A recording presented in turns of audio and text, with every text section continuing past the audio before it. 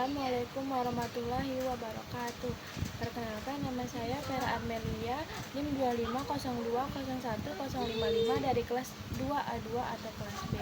Baiklah, di sini saya akan mempresentasikan tentang dampak obat bebas, di mana pengertian obat bebas yaitu obat yang dapat dibeli masyarakat tanpa menggunakan resep dokter.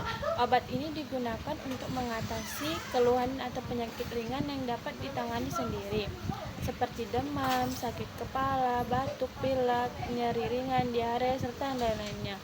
Obat bebas ditandai dengan logo lingkaran hijau dengan garis tepi hitam pada kemasannya di Indonesia, di mana meskipun dapat diperoleh dengan mudah, obat bebas tetap mengandung zat aktif yang memberikan manfaat maupun risiko apabila digunakan secara tidak tepat.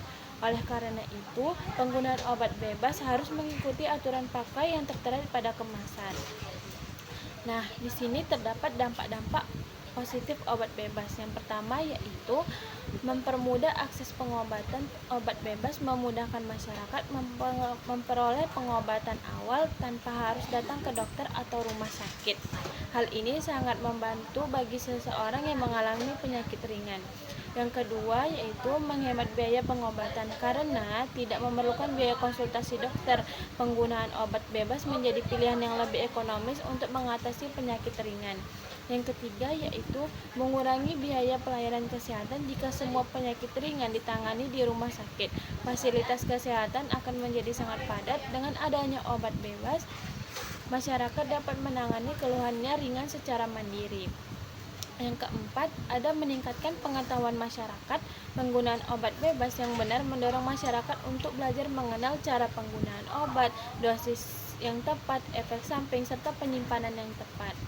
Nah, ada juga nih dampak-dampak negatif pada obat bebas. Yang pertama yaitu penggunaan yang tidak tepat. Dampak negatif yang paling sering terjadi adalah penggunaan obat yang tidak sesuai dengan aturannya. Bentuk penyalahgunaannya antara lain mengkonsumsi dosis lebih tinggi dari yang dianjurkan, menggunakan obat lebih sering dari aturan, dan menggunakan obat terlalu lama. Yang kedua yaitu efek samping obat, di mana setiap obat memiliki efek samping walaupun digunakan dengan benar. Terdapat efek samping apa saja yaitu mual, muntah, pusing, mengantuk, gangguan lambung, diare, dan lain-lainnya. Yang ketiga ada keracunan obat, di mana keracunan dapat terjadi apabila seseorang mengonsumsi obat dalam jumlah berlebihan atau overdosis. Contohnya, parastamol dosis tinggi dapat menyebabkan kerusakan hati. Dan yang keempat itu ada interaksi obat, menutupi gejala penyakit serius, kerusakan organ, serta ketergantungan atau resistensi antimikroba. Nah, selanjutnya yaitu ada cara menggunakan obat bebas dengan aman. Caranya itu terbagi menjadi 8. Yang pertama, baca aturan pakai sebelum digunakan. Yang kedua, gunakan sesuai dosis yang dianjurkan. Yang ketiga, perhatikan tanggal kadaluarsa. Yang keempat, simpan obat sesuai petunjuk pada kemasan. Yang kelima, jangan menggunakan obat milik orang lain. Yang keenam, jangan mencampur beberapa obat tanpa berkonsultasi dengan dokter, apoteker, atau tenaga kesehatan lainnya. Yang ketujuh, hentikan penggunaan jika muncul reaksi alergi atau efek samping berat. Yang kedelapan, segera periksa ke dokter jika gejala tidak membaik selama 2-3 hari. Selanjutnya, ada aturan dosis obat, di mana ini terbagi menjadi 3. Yang pertama, parastamol dosis umumnya yaitu 500-1000 mg setiap 4-6 jam bila perlu. Yang kedua, ada ibuprofen dosis umumnya 200-400 mg setiap 6-8 jam.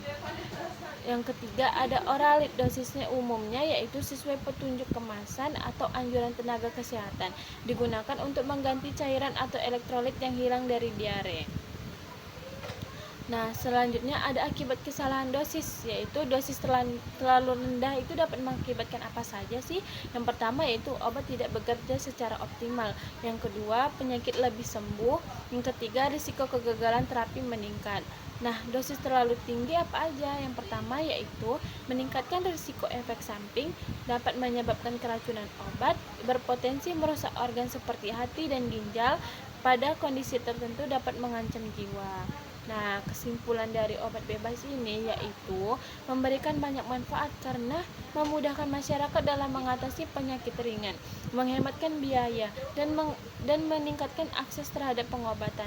Namun, penggunaan yang tidak tepat dapat menimbulkan berbagai dampak negatif seperti efek samping, keracunan, interaksi obat, kerusakan organ, hingga keterlambatan diagnosis penyakit yang lebih serius. Oleh karena itu, penggunaan obat bebas harus dilakukan secara rasional, sesuai aturan pakai, dan disertai pemahaman yang baik mengenai manfaat serta risikonya. Jika keluhan tidak membaik atau muncul gejala yang mengkhawatirkan, segera konsultasi dengan dokter atau apoteker. Baiklah, sekian presentasi saya tentang dampak obat bebas. Saya ucapkan terima kasih. Assalamualaikum warahmatullahi wabarakatuh.